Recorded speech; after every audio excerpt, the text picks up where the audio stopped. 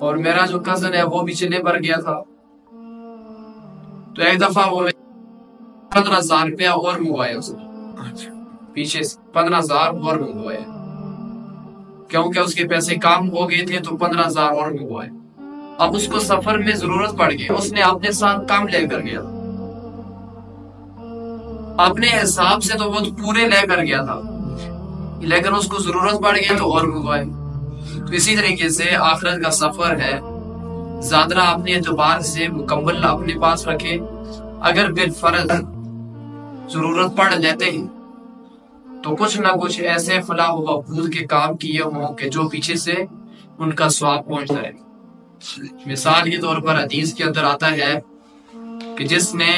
راستے میں درخت لگا لیا کہ یہاں سے چھاؤں ہوگی اور لوگ آئیں گے بیٹھیں گے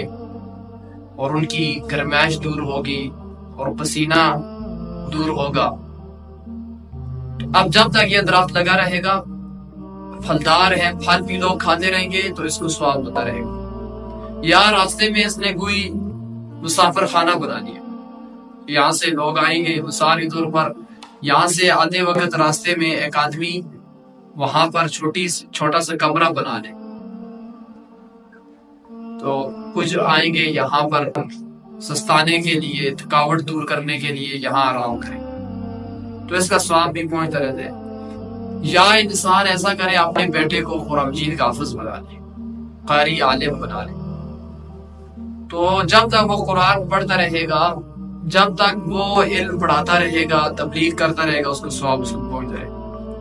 یا تو وہ راستہ بنا لے, یا تو مسجد کے اندر کچھ لگا لے. اب دیکھو یہ گھڑی بھی کسی نے مسجد کو دی ہے, اب جب تک یہ گھڑی یہاں پر رہے گی تو اس کو ثواب پہنچ جائے. یہ سپیکر, یہ اتنی شاندار مسجد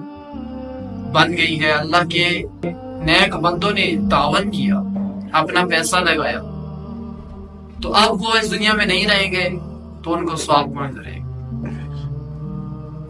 تو جیسے میں نے بتایا کہ اگر مسافر اپنے سفر کے لیے زیادہ کم لے جائے,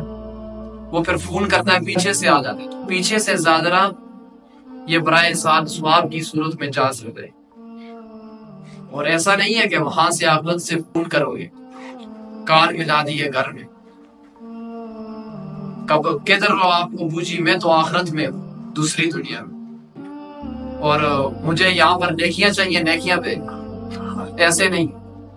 فون نہیں ملے گا. یا دنیا میں تو یہاں سے منصرے چلا جائے تو پیسے نہیں ہو تو فون مل جاتے, لیکن وہاں فون نہیں ملے گا. تو اس وجہ سے نبی صلی اللہ علیہ وسلم نے فرمایا کہ اپنے پاس زیادہ مکمل کر لیں, کیونکہ سفر بہت دور کے آخرت کا سفر ہے.